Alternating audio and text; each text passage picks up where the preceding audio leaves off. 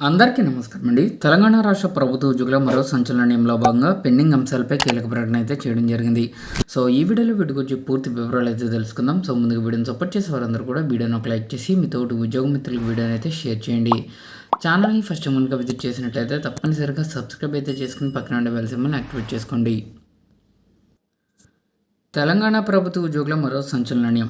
So తమకు సంబంధించిన pending అంశాలు సుదీర్ఘకాలికంగా పెండింగ్లో ఉండడంతో వారంతా ప్రభుత్వంపై తీవ్ర ఆగ్రహం వ్యక్తం చేస్తున్న విషయం మనందరికీ తెలిసిందే. అయితే తాజాగా తమ ట్రాన్స్ఫర్స్పై కూడా ప్రభుత్వాన్ని ఉద్యోగులు తప్పుపడుతున్నారు. తమను బదిలీ చేయడానికి ప్రభుత్వం ఇచ్చిన ఉత్తర్వులను పట్టించుకోవడం లేదని, వాటి అమల్లో నిర్లక్ష్యం ప్రదర్శిస్తున్నారని మండిపడుతున్నారు. తాజాగా ప్రభుత్వ ఉద్యోగులు చేసి కీలక ప్రకటన అయితే చేసింది. కొంతమంది ఉన్నతాధికారులు లక్ష్య పెట్టకుండా తమ ఇష్టారీతిని వ్యవహరిస్తూ ఉండడాన్ని తెలంగాణ ఉద్యోగుల జేఏసీ తీవ్రంగా నిరసన వ్యక్తం చేశారు. బదిలీలపై ప్రభుత్వం ఇచ్చిన జీవో నెంబర్ 38 ద్వారా ప్రభుత్వం బదిలీలను ఎలా చేయాలో మార్గదర్శకాలు జారీ చేయాలని, విడుదల చేయాలని గుర్తు చేశారు. అయితే కొన్ని శాఖల్లో ఉన్నతాధికారులు తమకు తోచినట్లు ఉత్తర్వులకు వక్రభాష్యం చెబుతూ నిర్ణయాలు తీసుకోవడంపై తీవ్ర వ్యతిరేకత వ్యక్తమవుతుంది. ఉద్యోగులకు సంబంధించిన కొన్ని శాఖల ఉన్నతాధికారులు ఇందుకు భిన్నంగా వ్యవహరిస్తూ ప్రభుత్వంపై ఉద్యోగుల్లో వ్యతిరేక భావనను పెంపొందించేలా ఉద్దేశపూరితంగా వ్యవహరిస్తున్నారని ఉద్యోగులు చేసి తీవ్ర ఆగ్రహం వ్యక్తం చేసింది.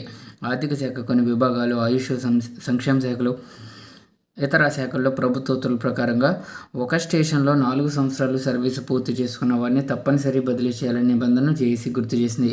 ఈ బదిలీలు 40% మించకుండా చేయాలని తెలుపుగా, ఈ శాఖల అధికారులు మాత్రం 4 ఏళ్ల సర్వీసు పూర్తి చేసుకున్న వారిని మొత్తం బదిలీ చేసిన 40% బదిలీలకు చేరుకోవడం లేదని జేఏసీ వివరించింది. ఇంకా 4 ఏళ్ల కంటే తక్కువ సర్వీస్ 3 సంవత్సరాలు పూర్తి చేసుకున్న వారిని కూడా బదిలీ చేస్తామనడం ప్రభుత్వ నిబంధనలకు వక్రభాష్యం చెప్పడమేనని జేఏసీ నాయకులు వివరించారు. ఎస్సీ అభివృద్ధి శాఖ కమిషనర్తో మరో ముందడుగు అయితే వేసి ప్రభుత్వ ఉద్యోగుల సంఘాల నాయకులు కల్పించిన వెసులుబాటులను ఇవ్వడానికి నిరాకరించడం వివాదాస్పదమవుతుంది.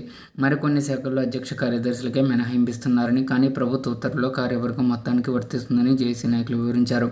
ఆయుష్ శాఖలో ఖాళీలను వెల్లడించకపోవడం, బదిలీ అర్హత కలిగిన ఉద్యోగుల సీనియారిటీ జాబితాను ప్రకటించకపోవడం, ఉద్యోగుల బదిలీలు కోరుకునే ప్రదేశాలకు సంబంధించిన ఐచ్ఛికాన్ని కోరుకోకపోవడంపై ఆందోళన వ్యక్తమవుతుంది. మే 31వ తేదీ వరకు మొత్తం బదిలీల ప్రక్రియ ముగిసిపోవాలని ప్రభుత్వం చెబుతున్నా ఆదాయాన్ని సంపాదించే ఎక్సైజ్, వాణిజ్య పన్నుల శాఖల్లో బదిలీలు ఊసేలేకపోవడం, ఎటువంటి చర్యలు తీసుకోకపోవడం విస్తుగొలుపుతుందని, రాష్ట్ర ప్రభుత్వం ఇచ్చిన ఉత్తర్వులను ఉన్నతాధికారులే పాటించకపోవడం ఏంటని ఉద్యోగులు చేసే నాయకులు ప్రశ్నించారు.